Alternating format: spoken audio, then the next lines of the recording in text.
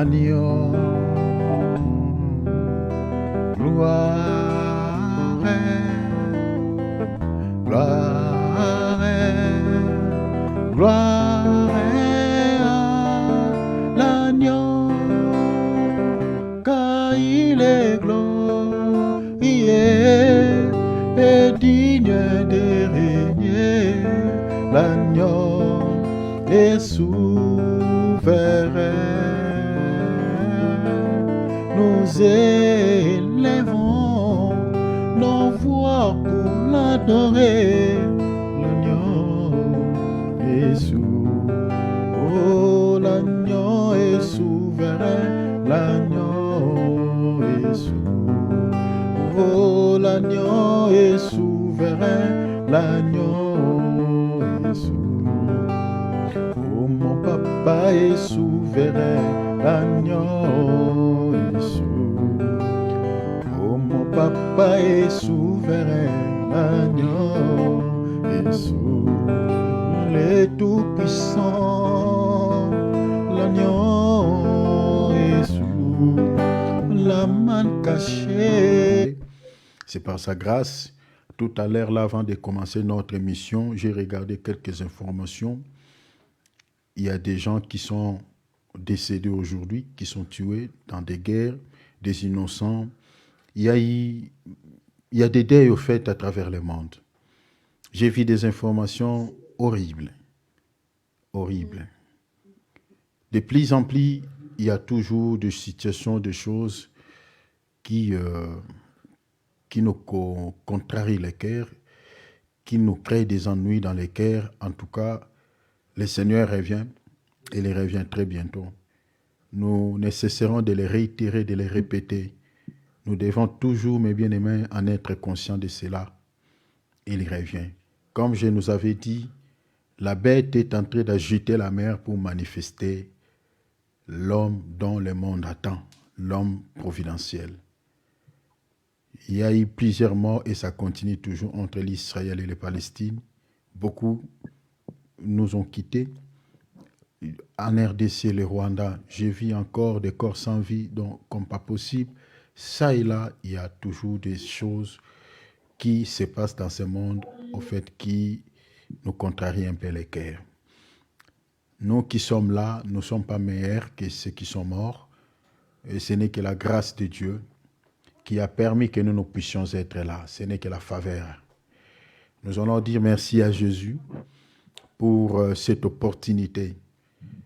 Comme je l'ai toujours dit, je le répéterai toujours, mes bien-aimés, dans nos temps de prière. Être enfant de Dieu, c'est une grâce et c'est une faveur. Parce que si tu te retrouves aujourd'hui dans le corps de Christ, parce que tu as été le choix de Dieu. Dieu n'a pas choisi tout le monde. Jésus a prêché un évangile à son temps, auquel les 70 semaines n'étaient pas d'accord avec lui, tous étaient partis. Il n'y a que les 12 qui étaient restés. Le Seigneur dit, et vous, vous n'êtes pas partis comme les autres. L'apôtre Pierre dira, à qui irions-nous, car c'est toi qui as les paroles de la vie éternelle. Le Seigneur va dire à l'apôtre Pierre, il dit, ce n'est pas vous qui m'avez choisi, mais c'est moi qui vous ai choisi. Nul ne peut venir à moi si le Père ne l'attire. Et dans Acte 15, 14, l'Écriture dit, Dieu a jeté un regard dans le monde, il a choisi. Le mot qui me frappe beaucoup dans ce passage, c'est le choix. En fait, c'est l'élection de Dieu.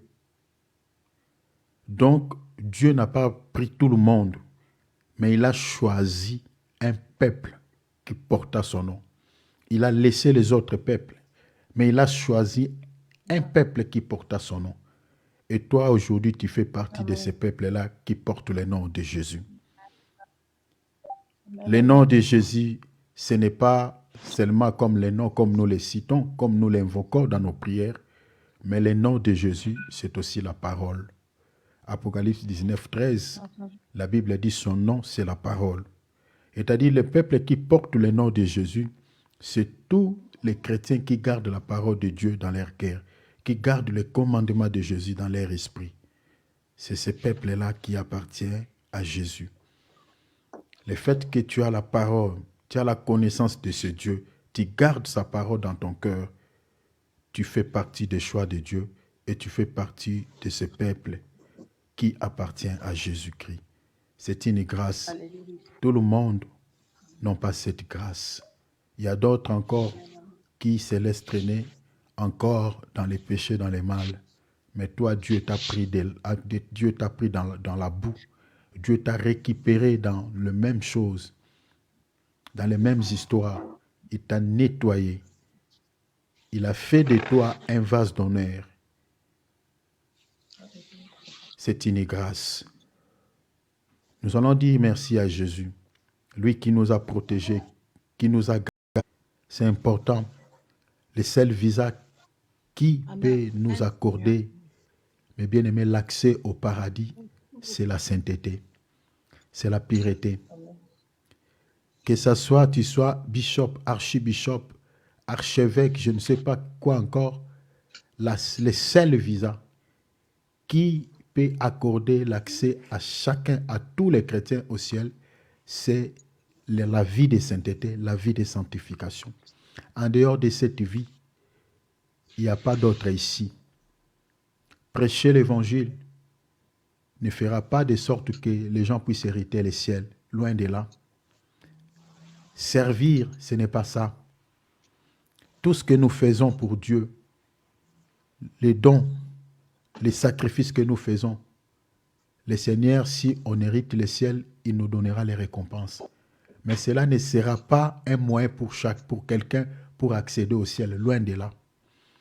Pour accéder au paradis, la vie de sainteté. La Bible dit, recherchez la paix avec tous. Et l'Écriture dit, et la sanctification. La Bible dit, sans laquelle c'est la sanctification, sans laquelle personne ne verra Dieu. La vie de sainteté nous est demandée. Si tu veux vivre auprès de celui qui est saint, tu dois aussi être saint. Alors il faut se purifier. Nous allons simuler nos cœurs devant lui. Il est notre Père. Quand tu t'approches de Dieu, même si tu avais fait une chute, tu peux avoir la culpabilité et un souci dans le cœur, mais il faut que cette culpabilité soit la bonne culpabilité qui peut te pousser à la repentance, parce qu'il y a aussi la mauvaise culpabilité qui peut te faire rétrograder dans la vie chrétienne. Tu dis oui, je chute, et puis bon, tu peux te retourner dans le monde. Ça, c'est mauvais, c'est la mauvaise culpabilité. Mais la bonne culpabilité nous pousse à la repentance. Je te prie que la culpabilité peut-être que tu as dans le cœur soit une bonne culpabilité qui peut t'amener à la repentance. Demande vraiment à ton Père, si peut-être tu es dans une faiblesse où toi-même tu n'arrives pas à se débarrasser de cette faiblesse, demande l'appui du Saint-Esprit. La Bible dit, l'Esprit nous aide dans notre faiblesse. Il est le seul qui peut nous aider dans nos faiblesses. Priez, demandons pardon, humilions nos cœurs. Prions au nom de Jésus. Nous sommes chrétiens pas pour au fait devenir des millionnaires ou voilà posséder tout ce qui est de ce monde. Mais nous sommes chrétiens d'abord. Le primo, c'est pour hériter le ciel, pour posséder la vie sans fin. Parce que la vie de ce monde est tellement courte et c'est une vie éphémère. Mais le Seigneur a mis à notre disposition une vie qui est sans fin. Mais il faut travailler cette vie par la sainteté, par la prière, par la méditation, parce qu'il faut que ton âme soit nourrie.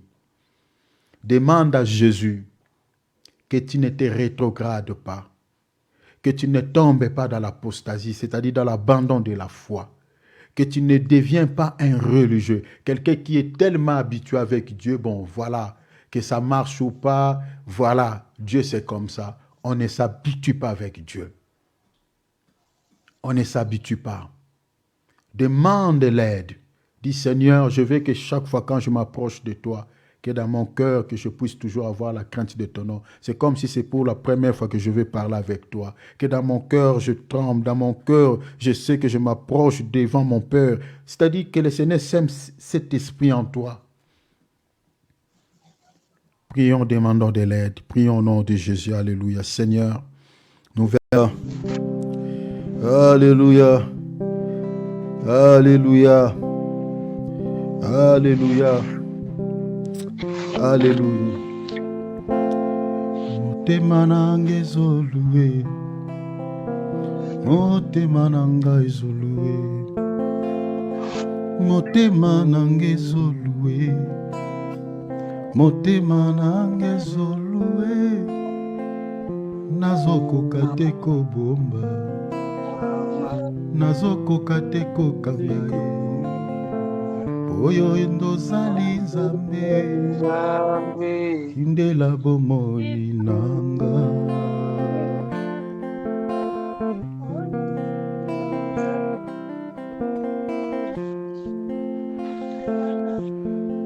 Alléluia.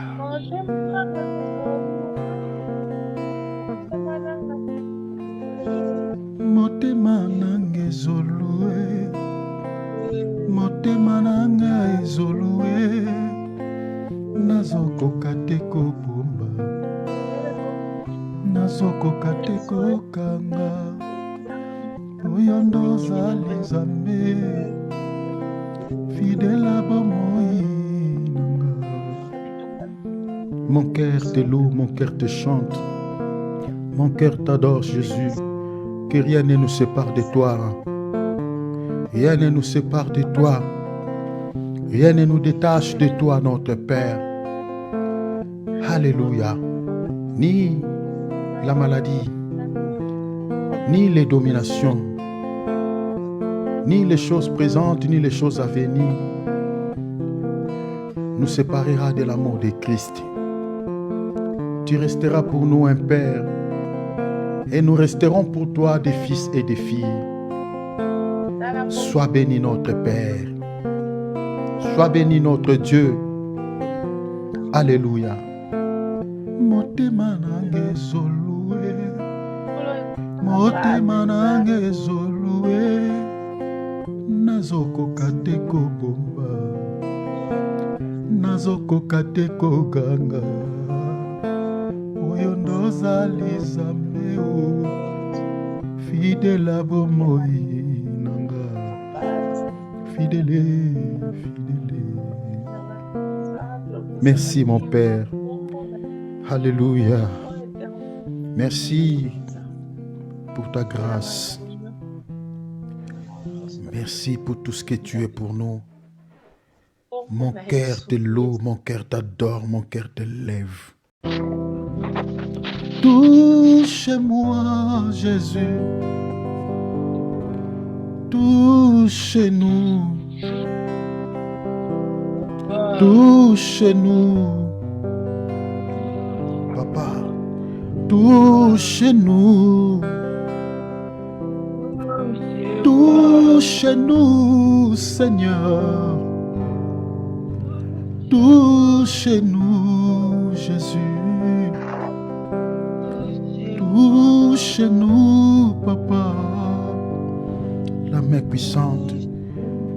Ta main n'est pas courte pour guérir, pour sauver. Pose ta main sur chacun de nous. Pose ta main sur la tête de chacun de nous.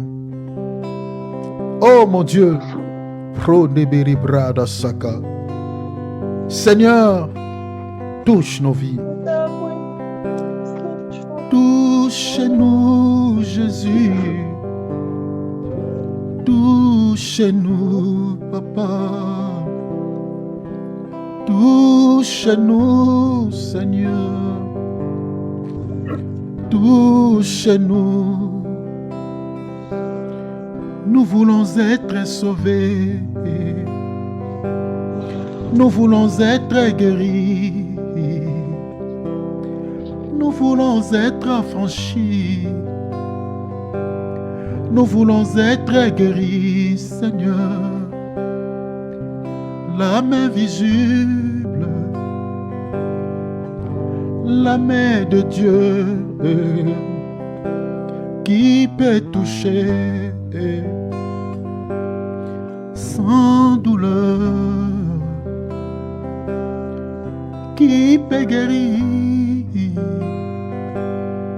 sans cicatrice. Nous voulons être sauvés. Nous voulons être guéris, papa. Délivre-nous, s'il te plaît. Délivre nos familles. Seigneur, Seigneur, délivre nos âmes dans la détresse. Délivre-nous de tout souci. Délivre-nous de toute maladie. Délivre, Seigneur, nos enfants possédés.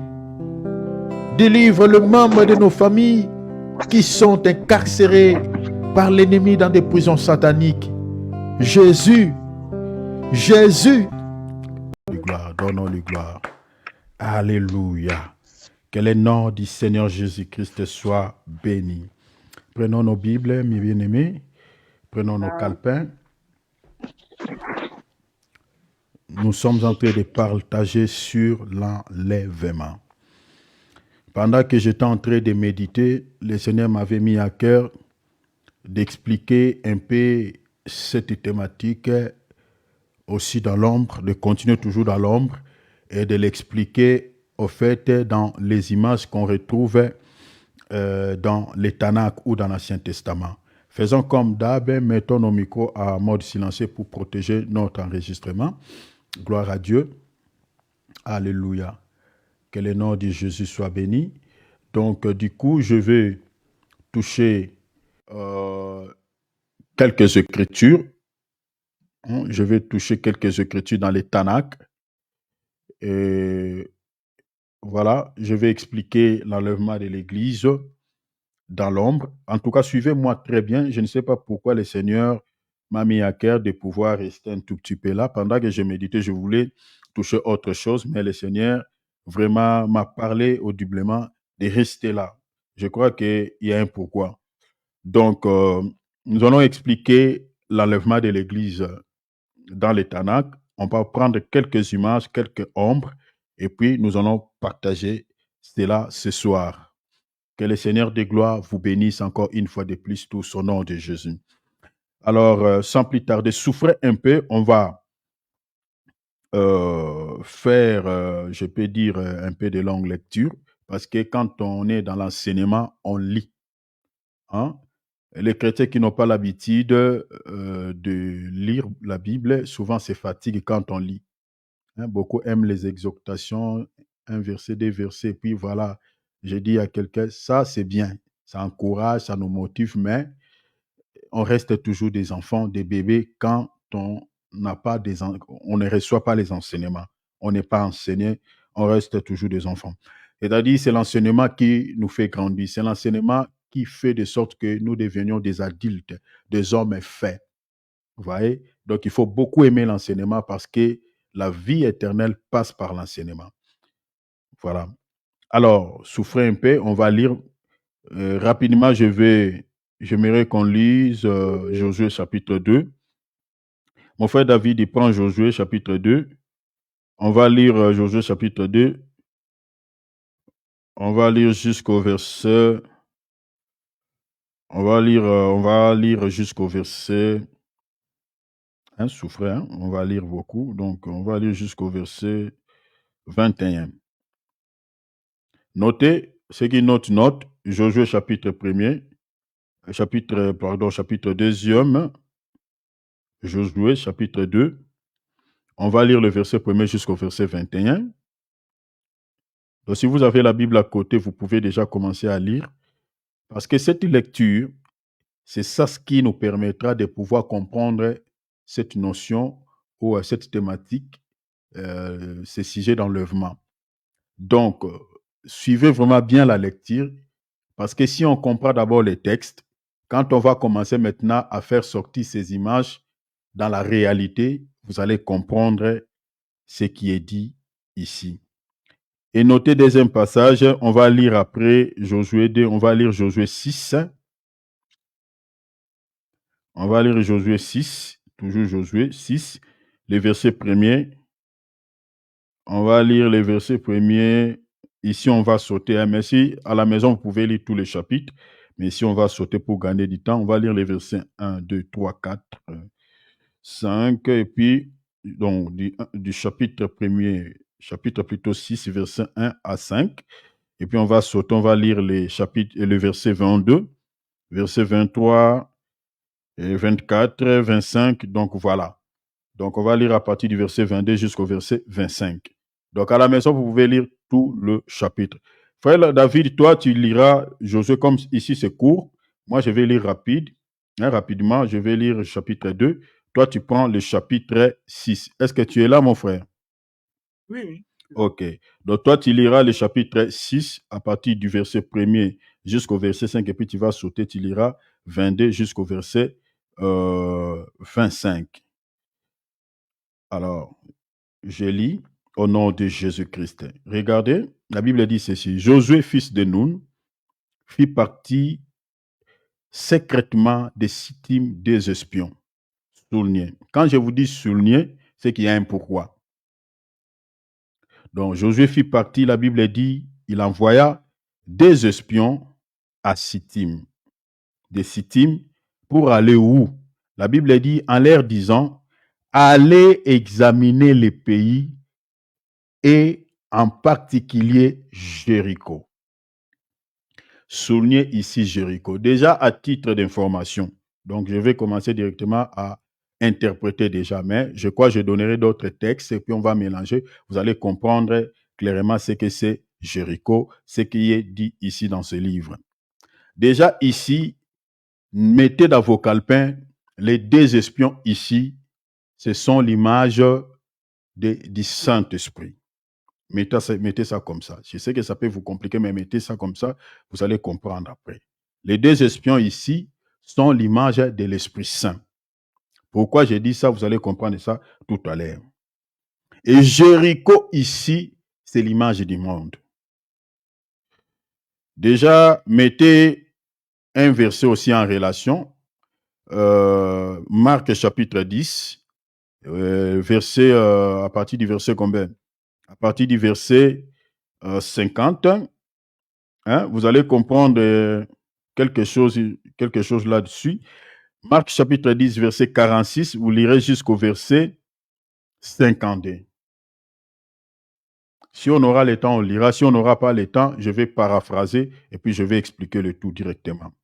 Mais mettez cela en relation avec ce que nous sommes en train de dire ici, parce que vous allez voir quelqu'un qui était à l'extérieur de cette ville, qui s'appelait Bactimée.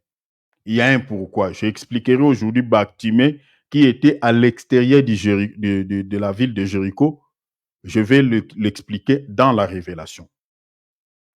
Vous allez comprendre le pourquoi. Parce que Jésus avait fait l'entrée à Jéricho. Et puis Jésus, quand il était entré, Bactimée était là, n'avait pas crié. Mais quand Jésus va sortir, c'est alors que Bactimée va élever sa voix pour pouvoir crier vers Jésus, afin que Jésus puisse ouvrir sa vie, puisse le guérir. Il y a un pourquoi. Donc vous pouvez déjà mettre dans vos calepins Bactimée l'image d'Israël. Donc Jéricho, l'image du monde. Parce que Jésus avait fait l'entrée dans cette ville. Qu'est-ce qu'il était allé faire là-bas? On va les déchiffrer ici tout à l'heure dans la révélation. Alors, je continue la lecture. La Bible dit, et leur disant, allez examiner les pays. La notion du pays dans la Bible et de la ville explique toujours la même chose. Vous allez voir ici Jéricho, toujours dans le même texte, on explique Jéricho comme étant un pays, on parle de Jéricho aussi comme étant une ville. Donc la notion du pays ou de la ville dans la Bible explique toujours la même chose dans la révélation. Donc l'Église est une nation, l'Église aussi est une ville, vous comprenez? Donc l'Église est une femme, donc vous pouvez expliquer l'Église dans plusieurs dimensions. C'est pour cela, quand on lit la Bible, il faut faire très attention avec des mots. Il ne faut pas chercher à comprendre des mots de manière littéraire, sinon vous allez taper à côté. Hein, à côté de la pensée de Dieu. Donc vous allez voir ici, on parle du pays, mais en même temps, on explique Jéricho comme étant une ville. Que cela ne vous complique pas. Dans la révélation, cela explique la même chose. En particulier Jéricho. Ils partirent et ils arrivèrent dans la maison d'une prostituée soulignée. La prostituée ici, dont on parle ici, Parce que les deux espions sont allés, ils se sont dirigés vers qui? Vers une femme qui était prostituée. Cette femme s'appelait Rahab. Cette prostituée ici, mettez dans vos calepins l'image de l'église qui sera enlevée. La prostitution ici dans la révélation explique l'état auquel on était avant de connaître Christ. Christ nous a pris dans la prostitution. La prostitution, selon la Bible, c'est lorsqu'on est dans les péchés. C'est lorsqu'on est dans la convoitise de la chair. C'est lorsqu'on se laisse traîner, on est ami du monde. Ici, je vous renvoie dans Jacques chapitre 4, verset 4, parce que les mots prostitution ou adultère ou impudicité dans les langages spirituels expliquent la même chose. Ça parle du péché. Vous pouvez lire aussi Ézéchiel chapitre 16. Là, vous lisez tout le chapitre, vous allez comprendre, on explique bien la prostitution, l'adultère, on les mélange. Hein? L'Israël était une femme adultérine. Vous voyez, il était dans la prostitution. Et la prostitution dont on parle par rapport à l'Israël, l'adultère dont on parle par rapport à l'Israël, c'était l'idolâtrie. Vous voyez, c'est ça. Je vous renvoie encore dans Ézéchiel 16, tout le chapitre. Vous pouvez lire aussi 1 Corinthiens chapitre 6, vous pouvez voir ça. Donc, tous ces versets que je vous donne expliquent ce que c'est la prostitution, l'impudicité ou l'adultère. Cela explique une seule chose, que cela ne vous complique pas. Ne comprenez pas ça de manière littéraire. Donc, la prostitution ici, on était, c'est-à-dire une femme qui fait la prostitution, c'est-à-dire c'est une femme, voilà, qui, il y a plusieurs partenaires, qui se laisse entre les mains de plusieurs partenaires, vous voyez. Donc, une femme qui n'a pas de dignité, qui n'a pas de valeur, voilà. Donc, voilà, il partage son corps avec plusieurs partenaires. Et c'est l'état auquel on était quand on était sans Christ.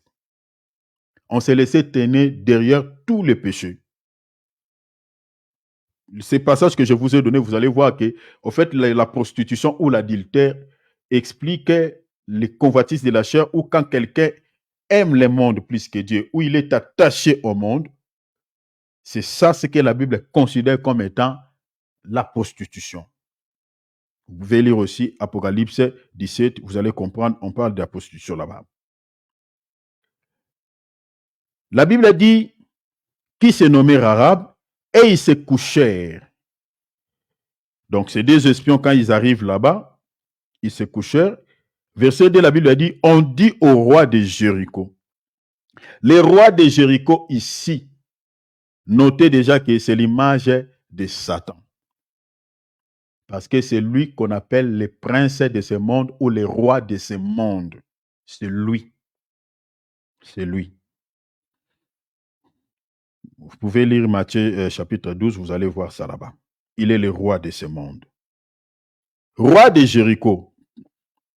Voici des hommes dont les enfants d'Israël sont arrivés ici. Cette nuit. Nuit ici, ils sont venus à quelle heure? Ce n'était pas le matin, ce n'était pas la journée, mais c'était la nuit où les deux espions étaient venus vers cette prostituée Rahab. Vous vous rappellerez, ici, je vous avais expliqué la notion des temps dans la Bible.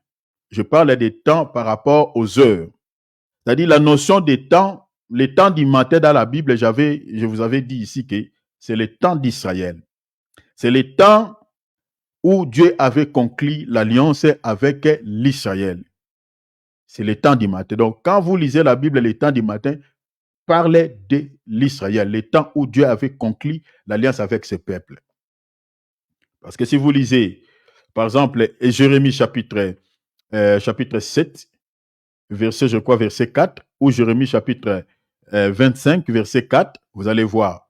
La Bible a dit, c'est dès le matin, il envoyait ses serviteurs, les prophètes.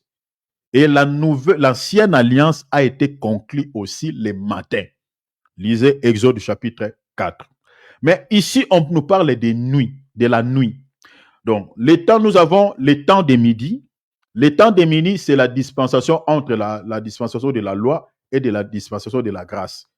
C'est-à-dire, Jésus était mort exactement à midi. Lisez, voilà, je crois Matthieu chapitre combien? Chapitre 24, vous allez voir ça. Chapitre 21 ou 22, vous allez voir ça. Quelque part.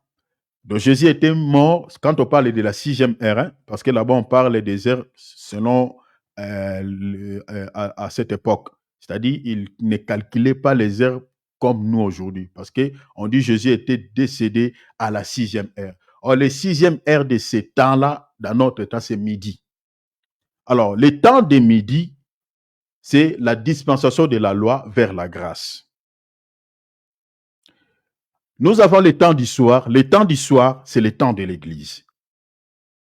Je suis dans Apocalypse chapitre 1. On voit le Seigneur Jésus-Christ au milieu de 7 chandeliers d'or. Or, on allume une lampe que la nuit. Et Lévitique 27, on nous explique là-bas, le Seigneur est en train de dire, le matin, vous devez éteindre tous les chandeliers. Mais le soir, il faut l'allumer. Or, quand on voit Jésus au milieu de 7 chandeliers d'or qui étaient allumés, donc cela explique que l'église, le temps de l'église, c'est le temps du soir. Vous comprenez? C'est ça. Et le temps de la nuit, c'est aussi le temps de l'église. Mais le temps de la nuit ici, la nuit, c'est une dispensation qui sépare l'église et l'Israël. Parce que si vous lisez Matthieu 25, on dit que l'époux était arrivé au milieu de la nuit. Au milieu de la nuit. Or, le milieu de la nuit, c'est le temps qui sépare 2 jours. C'est-à-dire, aujourd'hui, comme nous sommes mercredi, hein, je ne sais pas, mercredi, lundi. Donc, c'est-à-dire, quand on arrive, par exemple, à minuit, c'est-à-dire, minuit sépare les mercredis et les jeudis. Vous comprenez? Donc, le temps de minuit, c'est la fin des temps de l'Église, mais c'est le début des temps d'Israël. Maintenant, ici, ils arrivèrent à quel moment? On dit à minuit, pendant la nuit. Et forcément, c'était au milieu de la nuit. Donc, ils arrivent la nuit dans la maison de cette femme prostituée que j'ai expliqué tout à l'heure, l'image de l'Église. Mais bien aimés, suivez-moi ici très bien. Et je vais commenter après avoir expliqué ces choses. La Bible a dit pour explorer les pays, et le roi de Jéricho envoya dire à Rahab, faites sortir les hommes qui sont venus chez toi. Donc ici, vous voyez que la femme commence à être menacée parce qu'il a réussi les 2 espions ou les 2 hommes dans sa vie. Ça, c'est l'image de Satan. C'est ce que Satan fait aujourd'hui dans nos vies. Nous recevons des persécutions de la part de Satan. Pourquoi? Parce que nous avons reçu le Saint-Esprit dans nos cœurs. Donc, si tu ne fais pas sortir l'esprit que tu as reçu dans ton cœur, si tu ne le fais pas sortir de toi, le diable ne sera pas tranquille. Si aujourd'hui les chrétiens sont persécutés parce qu'ils ont reçu les 2 espions que j'explique, l'Esprit Saint, vous allez comprendre pourquoi je dis les 2 espions, c'est l'image du Saint-Esprit. J'explique directement. Parce que dans le verset 1, on dit, ils ont été envoyés par qui? Par Josué. D'aller explorer les pays. Je vous parlerai aussi. Retenez, si vous comprenez ce que nous sommes en train d'expliquer par rapport à cette femme, quand je parlerai de Lot, parce que je vous parlerai aussi de Lot, comme étant l'image de l'église qui sera enlevée, vous allez comprendre, mes bien-aimés. Parce que là-bas, on voit, le Seigneur avait envoyé des anges. Ici, on envoie encore des espions. Il y a un pourquoi. Alors, ici, au fait, ces hommes, je dis, c'est l'image du Saint-Esprit qui ont été envoyés par Josué. Qui est Josué? Josué est l'image du Seigneur Jésus-Christ. Parce que même le nom Josué, en hébreu, veut dire Yoshua. Vous voyez? Donc, Yoshua, donc Jésus. Donc, Josué est le type de Jésus. Pourquoi? Parce que Jésus devait faire quoi? Devait partir pour nous envoyer son esprit. Et le nombre, pourquoi le chiffre D ici? Parce qu'il a envoyé D, il n'a pas envoyé 3. Le nombre D ou le chiffre explique seulement les D dispensations auxquelles le Saint-Esprit travaille avec les ministres pour nous interpréter quoi? La loi et la grâce. Donc le Saint-Esprit aujourd'hui, il travaille avec nous. C'est lui qui nous aide à comprendre ces deux parties de la Bible, l'Ancien Testament et le Nouveau Testament. C'est ça ce qui explique le nombre D ici. Vous comprenez? Donc, Josué qui envoie ces deux espions, je dis l'image de Jésus, et les deux espions, c'est l'image du Saint-Esprit. Et le Saint-Esprit va rester avec l'Église, vous comprenez? Il restera avec l'Église jusqu'à quoi? Jusqu'à l'enlèvement. Alors, regardez ici, la Bible dit quoi? Le roi de Jéricho envoya dire à Rahab, fais sortir. La femme était menacée, la femme était attaquée. C'est ça ce que, comme je viens de dire, c'est que le diable fait tous les jours dans nos vies. Il nous attaque jusqu'à ce que nous allons vomir le Saint-Esprit, le faire sortir de nous. Et là, le diable sera tranquille. Donc, c'est-à-dire, ici, je parle dans un langage un peu allégorique. Donc, faire vomir le Saint-Esprit ou faire sortir le Saint-Esprit de nos cœurs, c'est-à-dire se comporter comme ceux du monde. Si tu commences à se comporter comme ceux du monde, là, tu es tranquille avec les diables. Vous voyez? Mais si tu continues à garder le Saint-Esprit dans ton cœur, tu auras toujours des oppressions, des attaques de la part de Satan. Pourquoi? Parce que tu as fait entrer le Saint-Esprit dans ton cœur. Voilà pourquoi vous allez voir que quand tu étais païen, ta vie était un peu tranquille, on peut dire.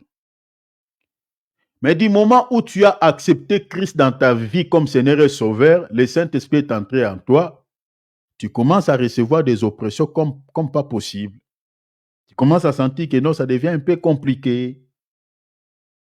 Ça, c'est l'oppression satanique pour que tu puisses faire sortir l'esprit qui est entré à toi. Vous comprenez? Vous savez, quand on tombe dans les péchés, l'esprit est triste. S'il n'y a pas la repentance, on persiste dans le mal, l'esprit est éteint. S'il n'y a pas toujours la repentance, on continue à persister dans le mal, l'esprit est ôté, il part. Il part. Et quand l'esprit est ôté, c'est fini. Vous êtes candidat en affaires. Et le souhait de l'ennemi est que nous puissions continuer à persister dans le mal jusqu'à ce que le Saint-Esprit va quitter nos vies, va nous abandonner. C'est ça ce que le diable veut. Et la femme est en train de recevoir des oppressions. La Bible dit quoi? Car le roi dit, car c'est pour explorer tous les pays qu'ils sont venus. Verset 4, la femme prit les deux hommes et les cacha. Vous voyez, la femme a pris les deux hommes, les cacha. Nous cachons le Saint-Esprit où? Dans nos cœurs. La Bible a dit, et elle dit, il est vrai que ces hommes sont arrivés chez moi, mais je ne savais pas d'où ils étaient. Verset 5, et comme la porte a dû se fermer de nuit, ces hommes sont sortis. Ça, c'est ce que la femme dit. Ces hommes sont sortis. J'ignore où ils sont allés. Hâtez-vous de les poursuivre et vous les atteindrez. Voilà. Le Saint-Esprit a caché les deux espions dans sa maison. Regardez le verset 6. La Bible dit, elle les avait fait monter sur les toits. Soulignez cela. Monter sur les toits et les avait cachés sous les tiges de lin qu'elle avait arrangées sur le toit. Donc vous comprenez que ici déjà la notion du toit, la femme avait élevé les deux espions au-dessus de lui. Vous comprenez? Il les a élevés. Chers enfants de Dieu, il faut que l'Esprit de Dieu qui habite en nous, que nous puissions l'élever à tout moment. Il faut que nous puissions le mettre au-dessus de nos sentiments, que nous puissions le mettre au-dessus de tout ce que nous pouvons faire dans la vie. Si Dieu n'est pas élevé à nous, parce que le Saint-Esprit, c'est l'Esprit de Christ, c'est lui notre Dieu, si on n'élève pas Dieu dans notre vie, on met toujours Dieu, parce que élever ici, c'est le placer toujours au-dessus de toi, le placer toujours devant toute chose. Malheureusement, le constat, que nous faisons aujourd'hui avec les chrétiens d'aujourd'hui, c'est un peu compliqué. On met des fois la charnalité devant et on met le Seigneur en deuxième position. Non, il faut que le Seigneur soit élevé. Il faut que le Seigneur soit, voilà, élevé au-dessus de toutes choses. Vous voyez, que nous puissions s'effacer, que nous les mettions en première position. Vous comprenez? La femme ici, il a placé les deux esprits sur le toit. C'est l'image de l'élévation. Il a élevé le Saint-Esprit. Et regardez ce qui s'était passé. Verset 7. La Bible a dit, ces gens les poursuivirent par les chemins qui mènent au gué du Jourdain et l'on ferma la porte après qu'ils furent sortis. Verset 8.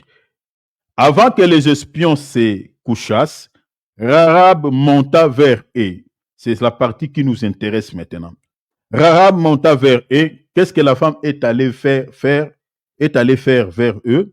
La Bible a dit, verset 9, elle leur dit, l'Éternel, je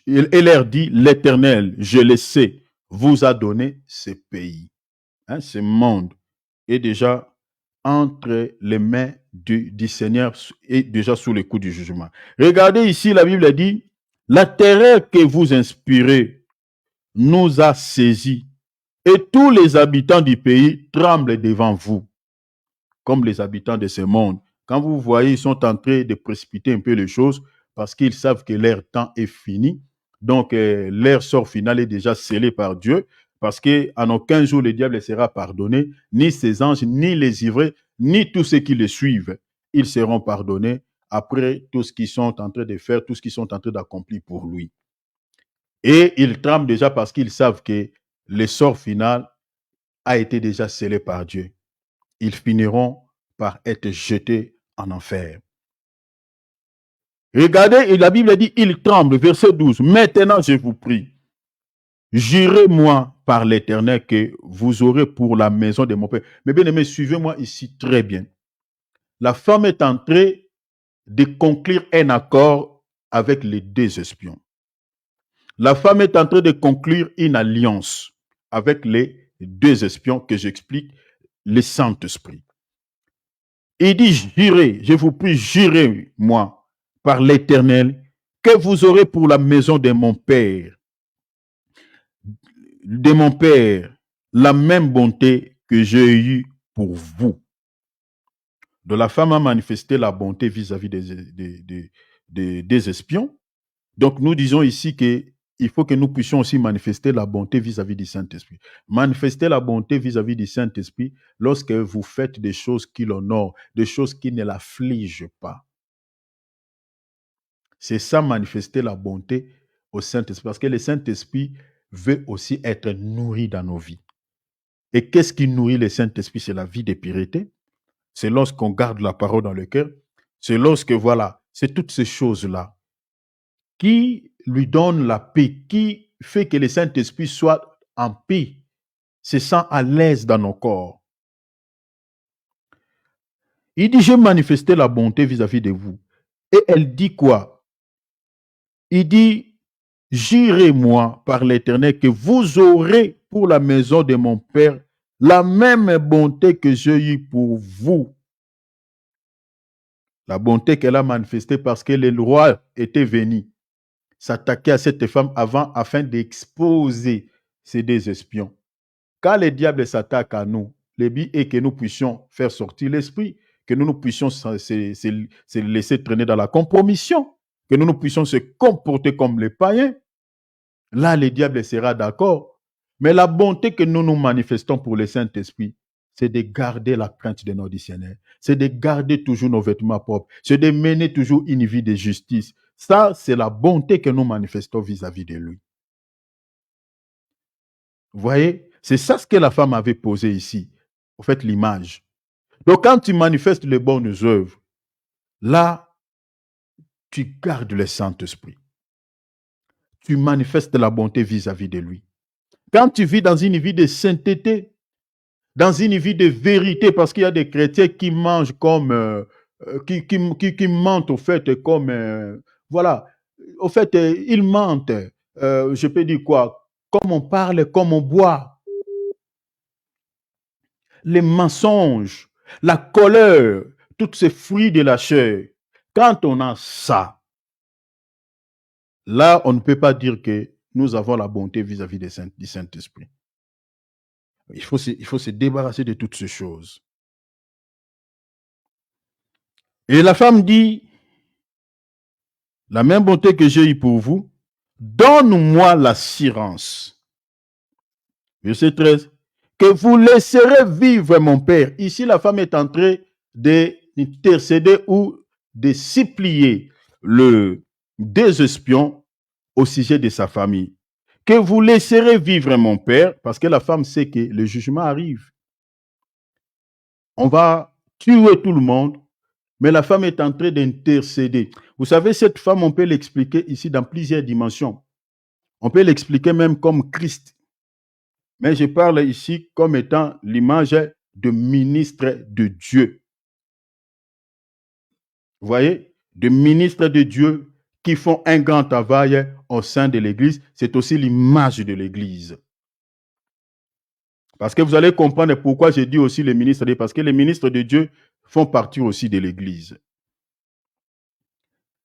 Vous laisserez vivre mon père, ma mère, mes frères, mes sœurs, et tout ce qui leur appartiennent. Et que vous nous sauverez de la mort. Le but que nous sommes là, le but de cette réunion, c'est pour être sauvés de la mort qui va frapper ce monde, mes bien-aimés, d'ici là. Et la prière que nous devons adresser à Dieu, nous devons prier comme Rahab. Demander au Saint-Esprit de nous laisser la vie, de nous accorder la vie. C'est ça. Verset 14, il dit, ces hommes lui répondirent, nous sommes prêts à mourir pour vous, si vous ne divulguez pas ce qui nous concerne. Et quand l'Éternel nous donnera le pays, nous agirons envers toi avec bonté et fidélité. La bonté que nous manifestons pour Dieu, la fidélité que nous manifestons pour Dieu, c'est la même bonté et la fidélité que le Seigneur manifestera pour nous le jour de l'enlèvement. Si toi, tu n'as jamais manifesté la bonté vis-à-vis de Dieu, tu n'as jamais été fidèle à lui, le Seigneur agira de la même manière quand il y reviendra. Verset 15. Elle fit descendre avec une corde par la fenêtre, car la maison qu'elle habitait était sur la muraille de la ville. Il y a beaucoup de choses à expliquer là-bas, mais je passe. Verset 16, elle leur dit, allez du côté de la montagne, de peur que ceux qui vous poursuivent ne vous racontent. Cachez-vous là pendant 3 jours, jusqu'à ce qu'il soit de retour. Après cela, vous poursuivez votre chemin. Verset 17, ces hommes lui dirent, voici de quelle manière nous serons quittés du serment que tu nous as fait faire. Le serment dont on parle ici, c'est comme je vous ai dit tout à l'heure, c'est l'alliance. C'est l'image de l'alliance que nous avons avec Jésus, avec le Saint-Esprit. Verset 18, il dit, à notre entrée dans le pays, attache ce cordon de fil cramoisi. Soulignez cela, le fil en cramoisi, c'est-à-dire cramoisi, c'est la couleur rouge. À la fenêtre par laquelle tu nous fais descendre et recueille auprès de toi dans la maison de ton père, ta mère, tes frères, toute la famille de ton père. Dans la famille de Rahab ici, elle veut être sauvée, tout ce qu'elle devait faire, c'est quoi? C'est de se retrouver dans la maison de Rahab. Si elle reste chez eux, elles vont mourir. Mais si la famille de Rahab quitte chez eux, viennent s'abriter dans la maison de Rahab, ils vont sauver leur vie.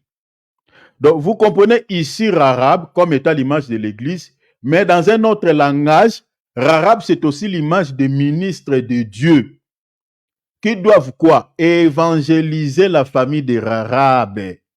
La famille des Arabes, aujourd'hui, nous disons que c'est l'image de tous les enfants de Dieu à travers le monde. Chers enfants de Dieu, quand on prêche la parole, nous ne prêchons pas pour tout le monde. Nous prêchons pour la famille des Arabes parce que tout Jéricho ne sera pas sauvé. Vous voyez cela? Le monde auquel nous, bien aimés, même si nous prêchons comment, ce n'est pas tout le monde qui sera sauvé. Ce n'est pas tout le monde.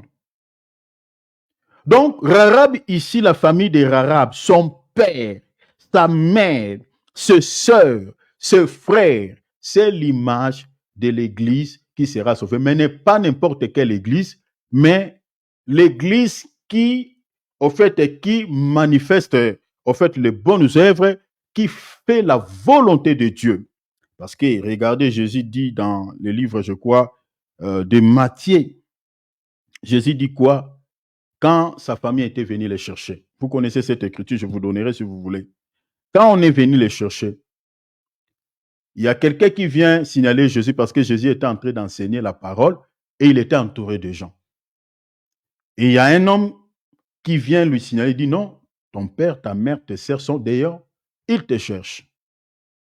Jésus va placer sa main sur le public, sur les gens qu'il prêchait la parole. Il dit, qui est ma mère? Qui est mon père? Qui est mon frère? Sinon, c'est lui qui fait la volonté de mon Père. Donc, les frères de Jésus, le Père de Jésus, la sœur de Jésus, c'est tous ceux qui font la volonté du Père. Vous voyez déjà ça? Donc, ici, la famille des Rahab, le père des Rahab, sa sœur, tout ça, en fait, c'est l'image de tous ceux qui font la volonté de Dieu, qui sont pères, frères ou sœurs de Jésus. Et ce sont cette portion-là qui sera sauvée. Maintenant, le problème, c'est que pour que la famille de Rahab soit sauvée, il faut que Rahab puisse y faire un travail. Parce que pendant que Rahab était en train de parler ici avec ses deux espions, là, sa famille ne savait pas. Mais qu'est-ce que Rahab devait faire? Devait aller vers eux pour leur dire que notre pays, le pays auquel nous vivons, très très bientôt, va être frappé par le jugement de Dieu. Donc, Rahab comme l'image des ministres de Dieu ou de l'Église qui sera sauvée, notre rôle en tant qu'Église, c'est de pouvoir aller chercher nos frères, le membre de nos familles. Je ne parle pas des familles d'abord biologiques, parce qu'ils ont aussi droit à la vie, on peut aussi les prêcher, prêcher la parole. Mais chercher la vraie famille des Rahab, que j'explique, tous les enfants de Dieu à travers le monde, aller les chercher dans, voilà, dans des carrefours, voilà, aller dans des marchés, aller prêcher l'évangile pour chercher cette famille-là. Et leur dit que venez s'abriter dans la maison des Arabes, que j'explique le corps de Jésus, vous comprenez? Parce que le corps de Jésus est une maison, est un temple. Venez vous abriter ici, parce que très très bientôt, Jéricho que vous voyez que j'explique le monde, va être frappé par le jugement de Dieu. Donc si l'Arabe ne fait pas ce mouvement d'aller informer à sa famille ne sera jamais sauvée. Sa famille va subir le même jugement que les habitants du Jéricho. Donc nous avons un devoir, chers enfants de Dieu. Vous savez que, je ne sais pas, un jour Jésus va quelque part nous condamner. Hein? Il faut que chacun dans son coin puisse faire l'œuvre d'un évangéliste. Si là où tu vis, tu as la possibilité de parler de Jésus aux gens qui ne connaissent pas Jésus, fais-le. Peut-être il y a les gens qui font partie de notre famille qui se trouvent là. Si tu ne les dis pas, tu ne l'informes pas que ce monde que vous voyez, très bientôt va subir le jugement de Dieu. Comment est-ce que ces gens-là sauront? Donc, l'Arabe ici, c'est aussi l'image des ministres de Dieu qui doivent aller évangéliser, qui doivent aller prêcher la parole, récupérer tous les membres de notre famille, la famille de Dieu, afin qu'ils s'abritent dans le corps que j'explique, la maison de Rahab que j'explique, le corps de Jésus, pour qu'il soit sauvé. Et autre chose que vous devez comprendre ici dans cette histoire, cette sœur ici, dans tous les pays de Jéricho, elle était la seule qui avait réussi, au fait, les deux espions d'abord, et d'aider la connaissance de la destruction de la ville de Jéricho ou du pays de Jéricho. Tous les habitants de Jéricho, chacun s'évaquait à ses occupations. Personne ne savait que Jéricho, tel que vous le voyez là, va subir un jugement, c'est-à-dire personne ne vivra. Mais Rahab, elle a été informée. Rahab a reçu le message via les deux espions que très bientôt, cette ville, ce pays va être foudroyé. On va exterminer depuis l'homme jusqu'au bétail. C'est cette femme. Aujourd'hui, regardez comment le monde se comporte. Les gens vivent comme si ce monde ici va continuer toujours comme ça. Mais il y a une femme qui a la connaissance, qui a réussi les deux esprits que j'explique, l'Esprit de Dieu. Cette femme a la connaissance, elle sait que le monde auquel nous vivons est déjà sous les coups du jugement de Dieu. Très bientôt, ce monde n'existera plus. Donc, ici, je vais dire quoi? L'enlèvement de l'Église et le jugement de ce monde est un mystère. Est un mystère, est un secret. Les deux espions, ils sont entrés dans Jéricho. Et ils sont sortis, personne ne l'avait vu. Excepté seulement une femme qui avait vu les deux espions les rentrer. Et quand ils sont sortis, c'est seulement cette femme. C'est comme aujourd'hui, le Saint-Esprit est avec nous, mais le monde ne le connaît pas. Le monde ne sait pas qu'il y a un Saint-Esprit. C'est comme les gens d'Éphèse qui ne savaient pas qu'il y a un Saint-Esprit qui existe. Le monde auquel nous vivons ignore la présence de l'Esprit de Dieu. Ignore que le Saint-Esprit est avec nous dans cette dispensation. Profitons-nous. Le monde ne sait pas. Mais il y a une femme qui sait que les deux espions sont entrés et leur mission est d'exterminer tous les habitants de Jéricho. Verset 19. La famille de Rahab, vous pouvez lire Luc 8, 19 ou 21. Jésus dit qui est mon père, qui est ma mère, pour ceux qui veulent ces passages, donc vous pouvez noter. Verset 19, il dit, si quelqu'un d'eux sort de la porte de ta maison pour aller dehors, vous voyez cela? Pour aller où? Dehors. La Bible dit quoi? Ils ont dit, son sang retombera sur sa tête et nous en serons innocents. Mais si on met la main sur l'un quelconque de ceux qui seront avec toi dans la maison, son sang retombera sur notre tête. Donc, pour pouvoir se sauver, il faut rester où? Dans la maison. Vous vous rappellerez, j'avais expliqué la grande nappe ici. La grande nappe était descendue du ciel vers la terre. Et les animaux étaient contenus dedans. La grande nappe était descendue sur la terre pendant un temps. Et puis la Bible dit c'était retiré de la terre vers le ciel. Nous avions expliqué ici la grande nappe comme étant l'image de la parole. Donc, c'est-à-dire, si vous voulez un jour retourner au ciel, la parole de Dieu était descendue du ciel vers la terre. Et cette parole était descendue avec un peuple. Et cette parole retournera aussi avec ce peuple-là. Parce qu'il faut comprendre que nous vivons dans ce monde, mais nous ne sommes pas de ce monde, nous sommes les citoyens du ciel. Donc, c'est-à-dire, c'est la parole de Dieu qui a fait notre entrée dans ce monde. Et c'est cette parole, parce que Jean dit quoi? Au commencement était la parole, vous comprenez? La parole était avec Dieu, c'est-à-dire c'est la parole qui nous a permis de pouvoir faire l'entrée. Et c'est cette parole qui fera que quand la parole rentrera vers Dieu, et tous ceux-là qui gardent la parole de Dieu dans leur cœur partirons ensemble avec la parole.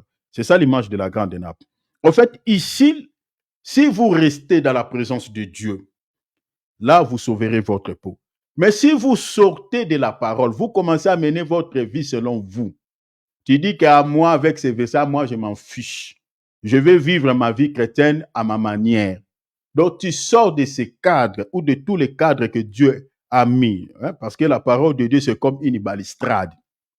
Donc, nous avons des limites où vous ne pouvez pas affranchir. Mais si toi, tu franchis ces limites, là, tu sors et tu subiras les jugements de Dieu avec tous les païens.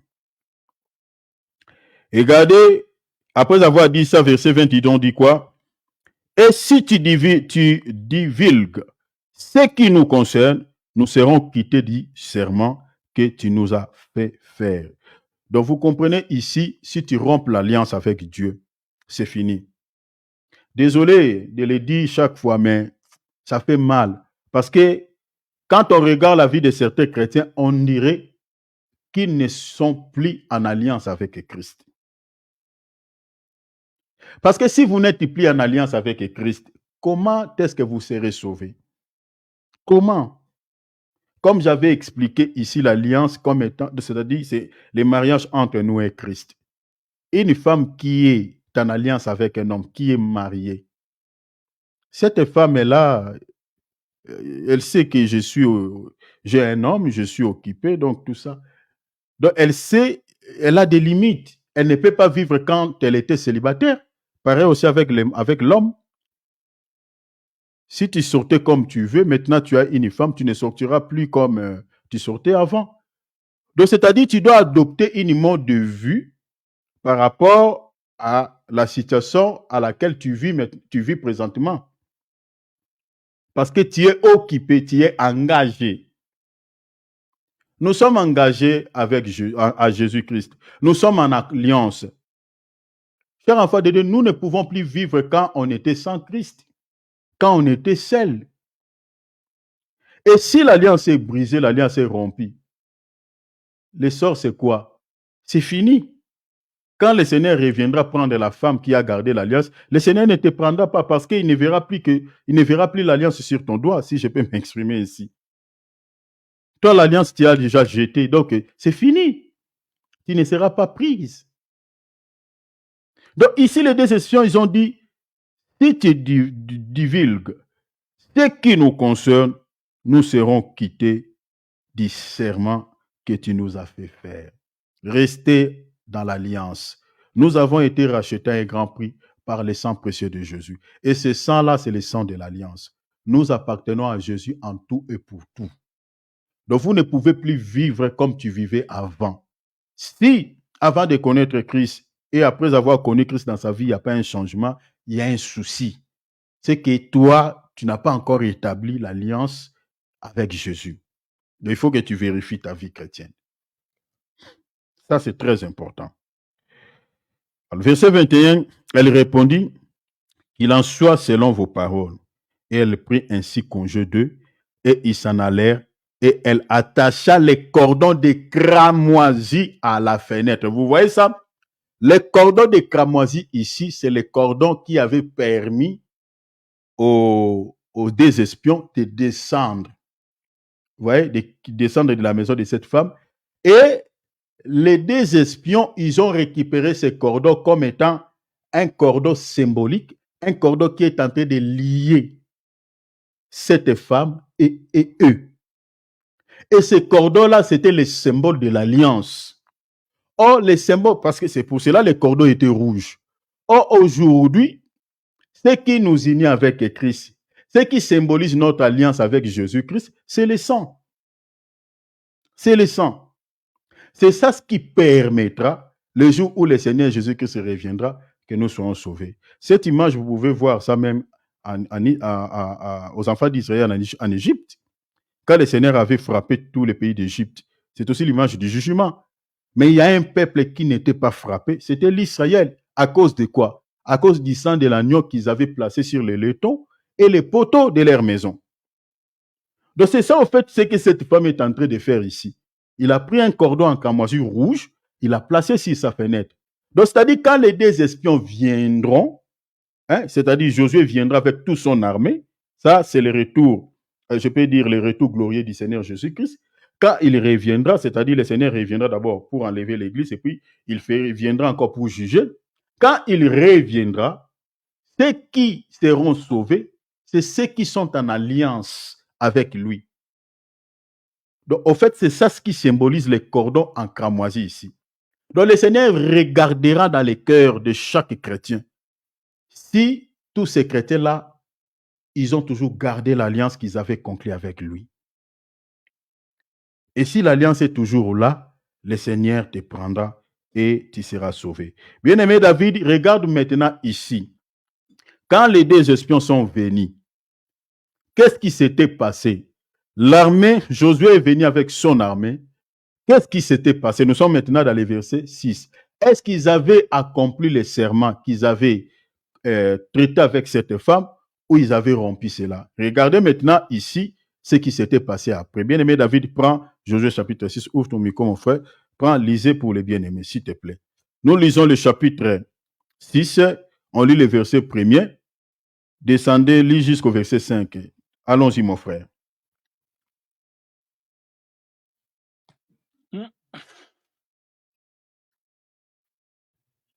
Attends, désolé, je suis là.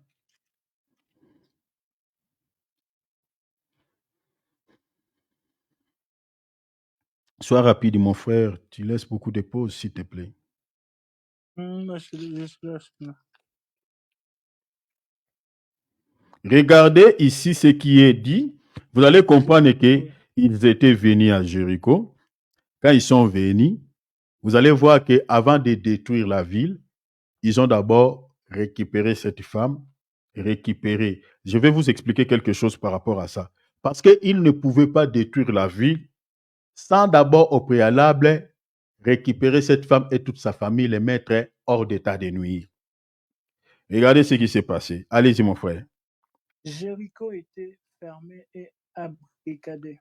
Jéricho était fermé et barricadé devant les enfants d'Israël. Quand ils sont venus, ils étaient barricadés devant et donc il n'y avait pas moyen d'entrer. Continuez. Devant les enfants d'Israël, personne ne sortait. Personne ne sortait. N'entrait. Rapproche-toi un peu du micro, mon frère, s'il te plaît. L'Éternel dit à Josué. L'Éternel dit à Josué, qu'est-ce qu'il a dit? Vois, entre tes mains Jéricho et son roi. Le Seigneur dit, j'ai livré entre tes mains Jéricho et son roi. C'est comme le roi qui est Satan ici. Les jours où le Seigneur reviendra, les diables et tous les royaumes de ce monde, c'est-à-dire tout ce qui se trouve dans ce monde, le Seigneur les livrera entre les mains du Seigneur Jésus-Christ. Ça, c'est à son retour glorieux. Continuez, mon frère. Ces vaillants soldats, faites le tour de la ville. Faites le tour de la ville. On dit quoi?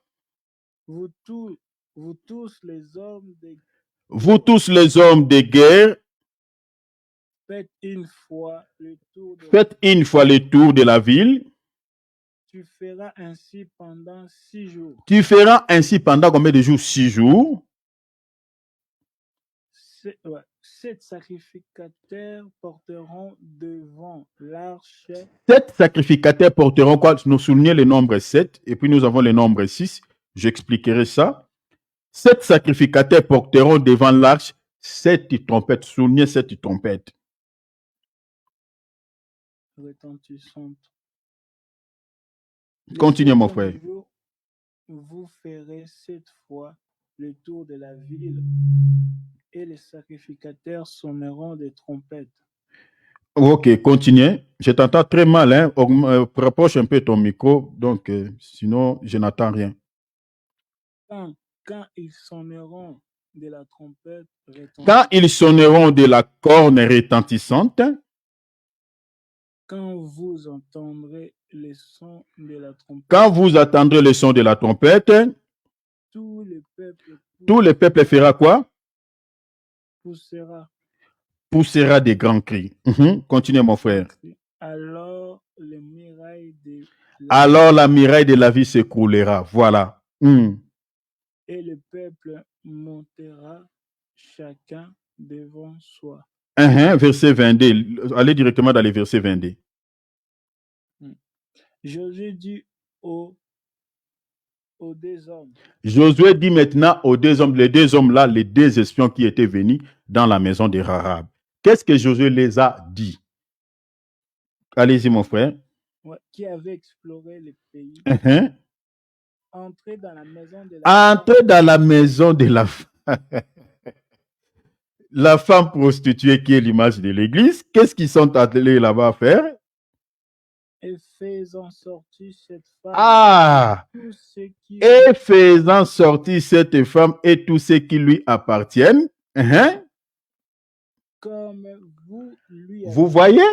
On dit comme vous les lui avez juré. Chers enfants de Dieu, Dieu est fidèle. Hein? L'alliance que nous avons conclue avec le Seigneur est fidèle. Le jour où il reviendra, il se souviendra de tous les chrétiens qui gardent l'alliance.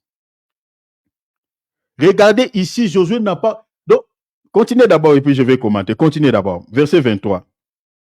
Les jeunes gens, les espions entrèrent et firent sortir Rahab, son père, sa mère, ses frères, et tous ceux qui lui appartenaient. On dit et tous ceux qui lui appartenaient. Ils firent sortir tous les gens de sa famille. Ils firent sortir tous les gens de sa famille. et ils les déposèrent hors du camp. Vous voyez, ils les déposèrent hors des camps d'Israël. Hors des camps d'Israël. Prends le verset 24. Ils brûlèrent la ville. Vous voyez, ils brûlèrent maintenant la ville. Après avoir fait quoi? Après avoir fait sortir la femme, voyez, la femme et toute sa famille. Continuez, mon frère, rapidement. Seulement, ils mirent dans les trésors. Seulement, ils mirent dans les trésors de la maison de l'Éternel quoi? L'argent, l'or, tous les objets et tous les objets d'airain et de fer. Lis le verset 25, les derniers versets. Josué laissa quoi? La vie à Rahab, la prostituée. À la maison de son père. À la maison de son père. Et à tous ceux qui lui appartenaient.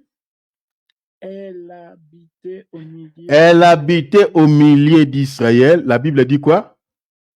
Jusqu'à ce jour. Jusqu'à ce jour, même au moment où nous sommes en train de parler, Rahab habitait en Israël. Elle est devenue la famille juive. La famille juive. Donc, tu peux t'arrêter là.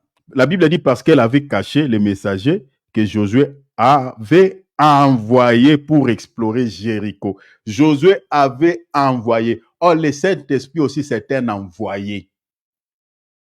Le Saint-Esprit, qui l'a envoyé? C'est le Seigneur Jésus-Christ. Si vous lisez, par exemple, parce que j'ai récupéré les mots d'abord envoyés pour que vous compreniez, les deux espions, c'est l'image du Saint-Esprit parce que la Bible dit, c'est Josué qui les avait envoyés, comme le dit dans le verset 24 du chapitre 6 de Josué. Maintenant, le Saint-Esprit aussi, c'est un envoyé. L'envoyé de qui? L'envoyé de Christ. Si vous lisez Jean, je crois, chapitre 14, vous lisez à partir du verset, je crois, le verset 16, vous pouvez lire 14, vous pouvez lire verset 23, 24. Vous allez voir que le Saint-Esprit a été envoyé par le Seigneur Jésus-Christ. Je peux vous lire, par exemple, Jean 15 et 26 rapidement. Quand sera venu le consolateur, que je vous enverrai. Vous voyez? Que je vous enverrai de la part de mon Père, l'Esprit de vérité qui viendra du Père, il rendra témoignage de moi. Vous voyez cela? Donc, le Saint-Esprit, c'est un envoyé. C'est pour cela que j'ai dit que les deux espions ici, c'est l'image du Saint-Esprit parce qu'ils ont été envoyés par Josué. Or, Josué, par rapport aux racines de son nom, explique Yoshua, c'est-à-dire c'est l'image de Jésus qui nous a envoyé son Saint-Esprit. Mais maintenant, regardez. Ici, quand Josué sont venus, pour pouvoir juger ces pays, il a fallu qu'il puisse faire le tour de ces pays 7 fois. Puisse tourner Jéricho 7 fois. Que nous représente ce chiffre? Le chiffre 7, au fait, explique beaucoup de choses, mais dans ce contexte, c'est le chiffre qui parle de la marche de l'Église vers l'achèvement. Parce que, pourquoi j'ai dit de la marche de l'Église vers l'achèvement? Parce que dans Apocalypse chapitre 1er, on nous parle de 7 églises de l'Asie mineure. Or, les 7 églises-là de l'Asie mineure, c'est l'image de l'église véritable de Jésus-Christ. C'est-à-dire, quand on parle de cette église, le comportement qui était dans cette église, c'est le comportement qu'on retrouve aujourd'hui dans l'église qui est l'épouse du Seigneur Jésus-Christ. Mais quand le Seigneur reviendra, il ne viendra pas prendre cette église, mais il viendra prendre une seule église. En fait, le chiffre 7, c'est le chiffre qui parle de la marche de l'église vers l'achèvement. Pourquoi je dis l'achèvement? Parce que le chiffre 7 parle de l'achèvement. Parce que si vous lisez Genèse chapitre 2, on dit que le 7e jour, Dieu acheva tout son œuvre. Vous voyez? Donc le chiffre 7 parle de l'achèvement. Donc quand on dit ils ont fait le tour, la tour plutôt de cette ville 7 fois, c'est au 7e tour qu'ils avaient maintenant à entrer dans la ville. Vous comprenez? Avant de juger, ils ont d'abord fait sortir la femme. Donc vous comprenez que l'Église est en train d'aller petit à petit vers l'achèvement. Quand l'Église va partir à l'enlèvement, c'est ainsi que le Seigneur reviendra pour pouvoir juger la ville. Parce que le Seigneur ne peut pas juger le monde auquel nous vivons et que sa femme est à l'intérieur. Dans l'image que vous voyez ici, avant que Josué ne puisse donner l'ordre à ses militaires de pouvoir brûler la ville, de pouvoir tuer toutes ces personnes qui étaient dans cette ville, Josué a donné d'abord le mot d'ordre de pouvoir d'abord épargner la femme et toute sa famille. C'est ça même ce qui se passera le jour de l'enlèvement. Le Seigneur, avant de pouvoir déverser sa colère dans ce monde, il va d'abord épargner l'Église. Je crois, j'ai épinglé quelques grandes lignes où j'expliquerai le but de l'enlèvement. Pourquoi nous allons être enlevés? Pourquoi l'enlèvement? Pourquoi le Seigneur va nous enlever? Pourquoi le Seigneur ne reviendra-t-il pas sur la terre et qu'il règne avec son Église ici et qu'il qu'il fasse même un miracle et qu'il disparaisse toutes ces inciviques, toutes ces personnes qui s'en fichent complètement de lui. Et puis on règne avec le Seigneur. Est-ce qu'il faut que le Seigneur, il va d'abord cacher sa femme? Parce que s'il juge le monde et que l'Église est sur terre, même les chrétiens vont être touchés. Et puis nous avons aussi des familles quant à la chair.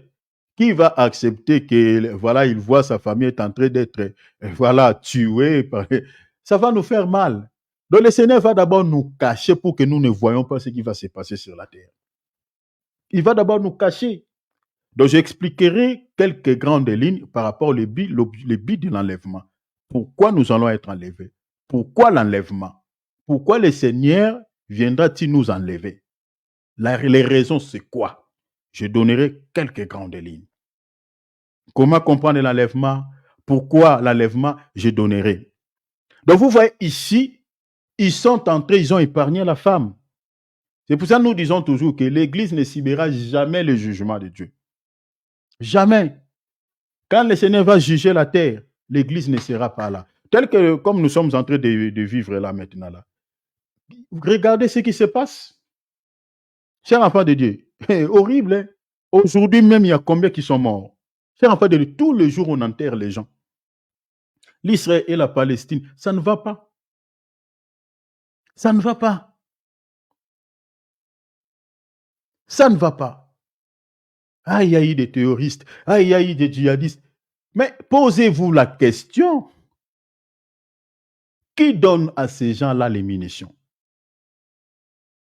Qui soutiennent ces gens-là? Qui est derrière ces gens? Leurs objectifs, c'est quoi? Donc, tout ce qui se passe là, comme je nous avais dit ici, retenez cela, chers enfants de Dieu. Les 4 vents de cieux agitent la mer pour manifester la bête. Toutes ces agitations, au moment où je vous parle là, au Rwanda, ils enterrent les gens. Parce que ça chauffe entre le Rwanda et la RDC. Plusieurs militaires rwandais qui sont morts. Plusieurs. Il y a des familles qui sont endeuillées au Rwanda. Au Palestine, n'en parlons pas. À l'Israël, n'en parlons pas. Yémen, n'en parlons pas. Syrie, n'en parlons pas. L'Ukraine, le monde. Vous prenez encore la Chine et Taïwan. C'est horrible. Et surtout ce qui se passe à l'Israël, si le Seigneur ne donne pas la paix, ça peut créer un souci mondial. Hein?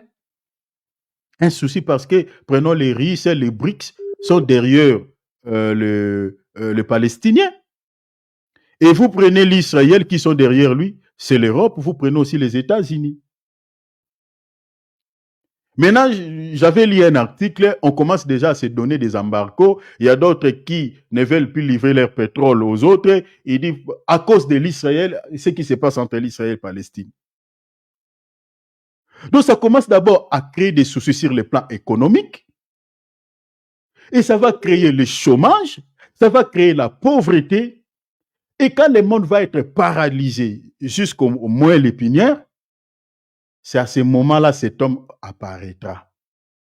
Il viendra avec des solutions mensongères, créer des entreprises, financer des pays qui sont tombés en faillite, créer pendant un temps.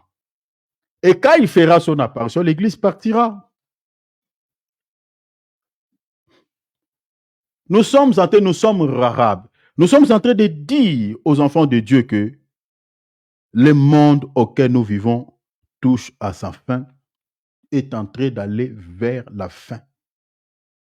Très bientôt, il y aura la disparition des enfants de Dieu à travers le monde. Tu es au travail, garde tes vêtements toujours propres. Ne vis pas une vie chrétienne d'hypocrisie. Parce qu'aujourd'hui, il y a beaucoup de chrétiens qui sont des hypocrites.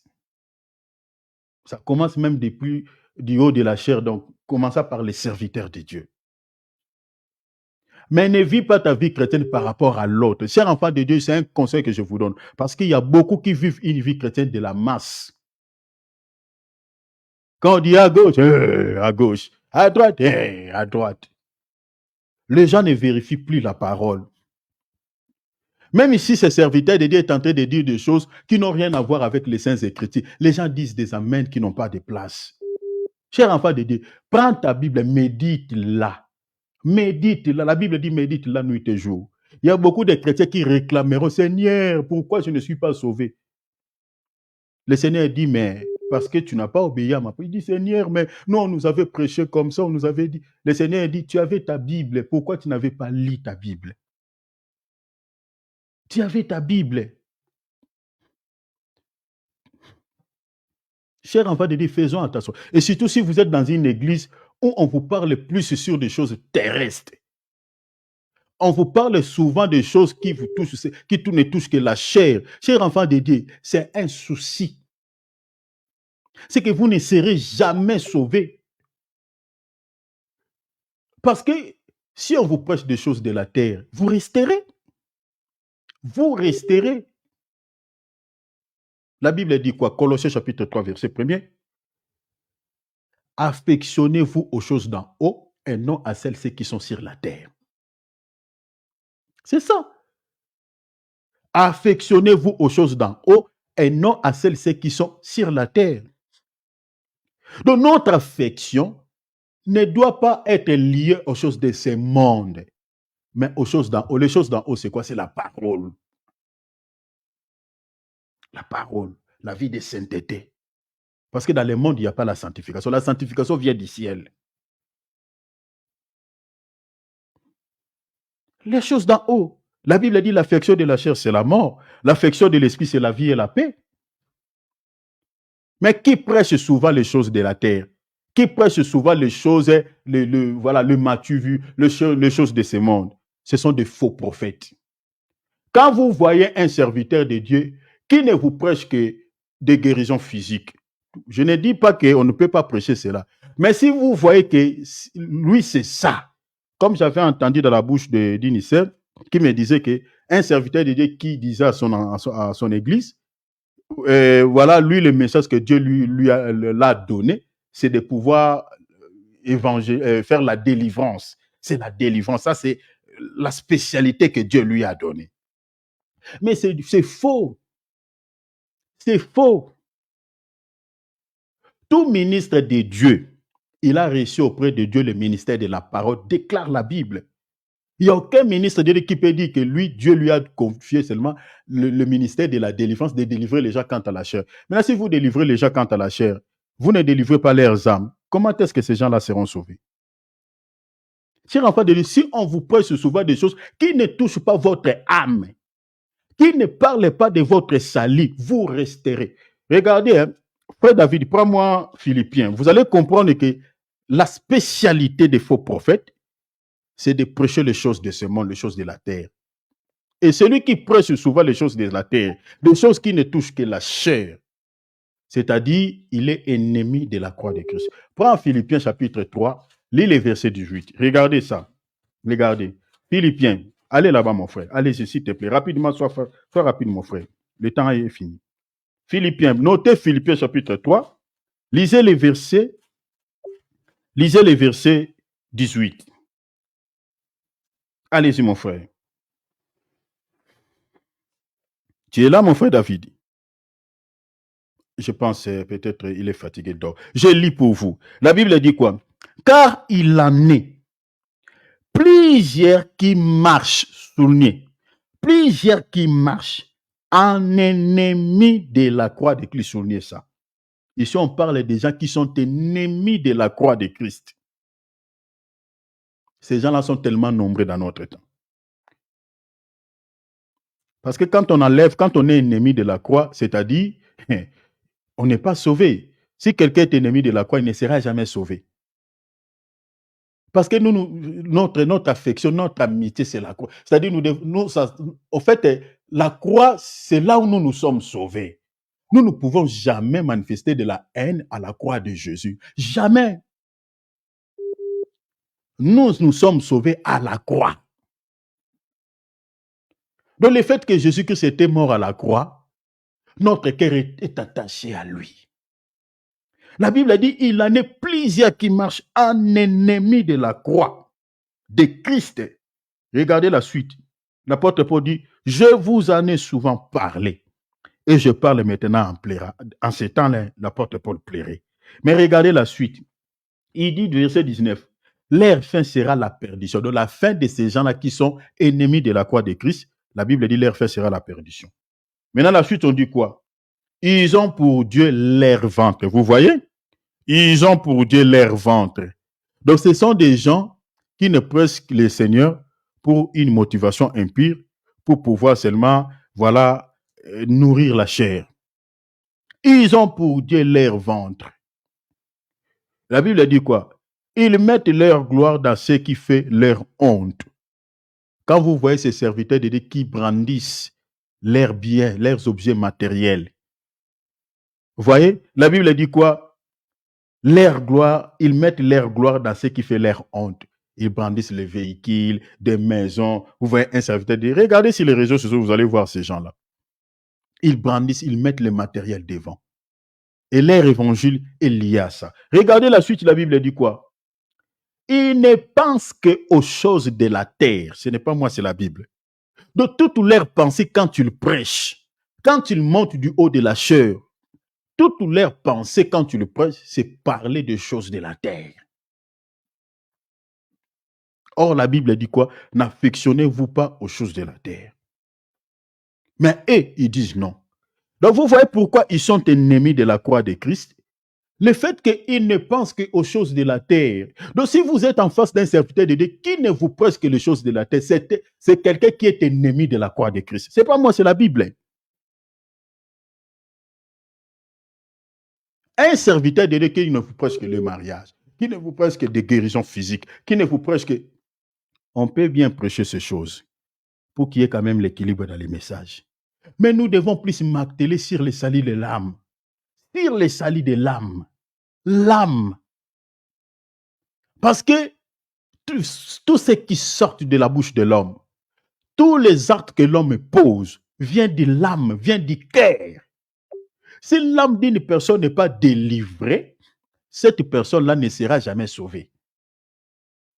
Il peut gagner tous les biens de ce monde. Mais si son âme n'est pas sauvée, c'est fini. Donc vous comprenez, Rahab ici est l'image de l'Église qui sera sauvée, l'image aussi des ministres de Dieu qui sont en train de chercher la famille de Rahab à travers le monde, c'est-à-dire nous devons évangéliser pour sauver aussi des vies. Ceux qui ne connaissent pas Christ. Mais dans Marc ici, vous allez voir Jésus en sortant, il va raconter quand il sort de Jéricho, dans Marc chapitre 10, le verset que je vous avais donné, Jésus va trouver quoi? Va trouver quelqu'un qui était aveugle sur le chemin. Posez-vous la question, pourquoi Bartimée n'avait pas appelé Jésus quand il était entré à Jéricho? Mais celui-ci, il va crier, demander de l'aide auprès de Jésus quand il est sorti. Ça, c'est l'image d'Israël. Donc, c'est-à-dire, il faut que Jésus finisse d'abord le travail qu'il est en train d'aller faire à Jéricho, que j'explique l'image du monde, sauver une femme qui est là-bas. Ainsi, quand Jésus sort, ainsi, il va maintenant délivrer l'Israël qui est aveugle. L'aveuglement d'Israël est lié par rapport à la loi. Parce que Dieu lui-même, la Bible dit qu'il avait, comme la Bible dit dans 2 Rois, c'est-à-dire quand on lit quand on lit plutôt la loi ou on lit Moïse, je suis dans 2 Corinthiens chapitre 3, on dit un voile est jeté sur le visage. Vous voyez l'aveuglement de l'Israël. Donc le fait l'Israël est attaché à la loi, le fait que l'Israël est attaché à Moïse, c'est ça ce qui fait de sorte que l'Israël soit aveugle. Je vous donne l'écriture, je dis 2 Corinthiens, chapitre 3, lisez à partir du verset 15. La Bible dit, quand on lit Moïse, c'est-à-dire quand on lit la loi, l'Ancien Testament, un voile est jeté sur les visages. Donc Jésus, le mouvement que Jésus est en train de faire, le fait qu'il sortait de Jéricho, il va trouver sur les chemins. Vous voyez, parce que c'est lui le chemin, le véritable chemin. Parce que si vous voulez avoir la vie, il faut être sur le chemin. Or, le chemin, c'est lui. Donc, l'Israël sera sauvé. Mais l'Israël qui sera sauvé, l'Israël qui se positionnera sur le chemin, c'est l'Israël-là qu'il sera sauvé. Voilà la raison pour laquelle il enverra des témoins pour pouvoir leur prêcher la parole. Et cette parole-là, c'est ça, ce qui fera de sorte que ce peuple se positionne sur le chemin afin qu'il soit sauvé. Chers enfants de Dieu, l'évangile que nous écoutons, Jésus ne restera pas longtemps dans la ville de Jéricho. Il était entré, mais il va sortir un jour. Aujourd'hui, Jésus, j'explique comme étant le Saint-Esprit ou les 2 espions qui sont avec nous. Mais il y a un temps où il va sortir. Mais quand il sortira, il faut qu'il aille aller traiter le cas d'un aveugle que j'explique, l'Israël. Parce que Bartimée est l'image d'Israël. Vous comprenez? Parce que Jésus, si vous lisez dans d'autres textes, il disait, ils ont les yeux, mais ils ne voient pas. Ils ont les oreilles, mais ils n'entendent pas. Donc l'Israël est aveugle. Mais il faut que le Seigneur guérisse son peuple de cet aveuglement, que j'explique la loi, parce que c'est la loi qui a voilé les yeux de ce peuple, selon l'écriture que je vous ai donnée. Donc il faut que cette voile-là tombe, que Bartimée voie. Parce que si vous lisez dans Marc, vous allez voir que Jésus, après avoir prié pour Bartimée, la Bible dit quoi? Bartimée les suivit. Je lis seulement les versets, le dernier verset, verset 52. La Bible dit, Jésus lui dit, va, ta foi t'a sauvé. Aussitôt, il recouvra la vie et suivit Jésus dans le chemin. Vous voyez cela? Et suivit Jésus dans le chemin. Ça, Cette écriture s'accomplira au retour glorieux du Seigneur Jésus-Christ selon Zacharie chapitre 14. Donc l'Israël qui suivra Jésus ici, c'est l'Israël qui sera sauvé au retour glorieux du Seigneur Jésus-Christ. C'est à ce moment-là que l'Israël va suivre Jésus. Mais ce n'est pas à ce temps ici. Mais il faut que Jésus finisse le travail qu'il fait avec nous, l'Église que j'explique arabe. Et il ne restera pas toujours. Et le temps où Jésus est avec nous, le temps là est en train d'être épuisé. Hein? Très bientôt, c'est fini. Il va aller régler les problèmes de Bartimée que j'explique l'Israël. Il faut que Jésus guérisse ses yeux, que l'Israël voie le Messie, que l'Israël puisse suivre son Messie, comme Bartimée avait suivi Jésus ici. Donc, je m'arrête ici. Donc, Jésus nous a parlé des Arabes, qui est l'image de l'Église, qui est l'image des ministres de Dieu, qui sera sauvé. Dieu ne peut pas détruire Jéricho, que j'explique le monde, si d'abord il ne récupère pas cette femme et les cache d'abord en dehors de la ville. Vous comprenez? Donc, le monde auquel nous vivons est sous le coup du jugement de Dieu. Regardez tous les mal qui est en train de... Mais cher enfant de Dieu, ça fait mal. Ça fait mal, ça fait mal. Tous les jours, ça fait mal. Si vous n'avez pas un cœur quand vous suivez les informations actuellement, en tout cas, ça va vous affliger comme pas possible. Mais j'ai béni le Seigneur parce que quand je le suis, je regarde le temps auquel nous sommes en train de traverser dans ce monde par rapport aux prophéties bibliques. Je comprends que l'Église, le Seigneur est tout proche à la porte. Regardez les robots qu'on nous a fabriqués avec l'intelligence artificielle. Donc vous voyez un robot, c'est-à-dire si on ne vous dit pas que c'est un robot, vous n'aurez pas d'idée. C'est un humain. Les yeux, le corps, il fait des mouvements. Donc il parle, il a les sensibilités comme un humain.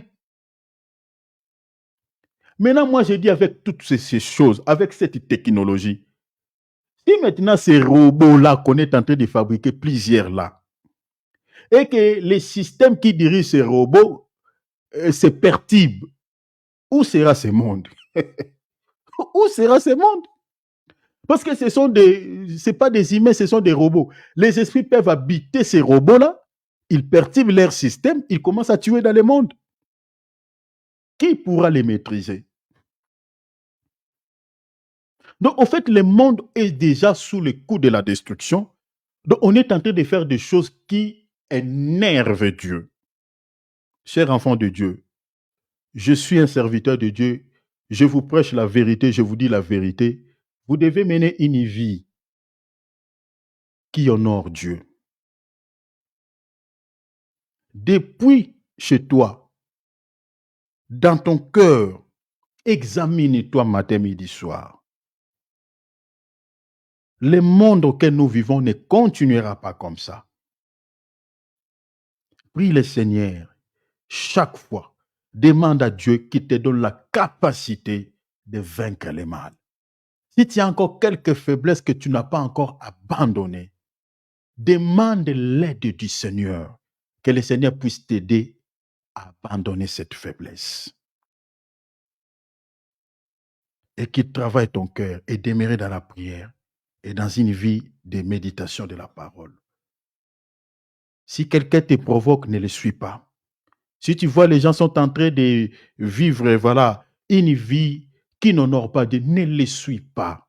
Même si c'est soi-disant chrétien, quelqu'un de l'église, ne le suis pas. Même si vous attendez votre pasteur et tomber dans les péchés, mais bien aimé, ne perds pas la foi. Restez sur ton poste. Voilà tout ce que j'avais à nous dire. Je crois on partagera encore quelque chose par rapport à l'autre et puis je vous donnerai quelques grandes lignes par rapport à l'enlèvement. Je vous expliquerai, parlerai de la résurrection des morts, c'est-à-dire parce qu'il y a d'autres personnes qui disent que ceux qui sont morts sont partis pour du bon. Je donnerai quelques textes rapidement par rapport à ça et je vous donnerai quelques grandes lignes, l'objectif, le but de l'enlèvement. Pourquoi nous allons être enlevés? Je vous expliquerai, je vous donnerai quelques grandes lignes. Sinon, le Seigneur de gloire vous bénisse. Merci pour tout le temps que vous avez accordé à la parole.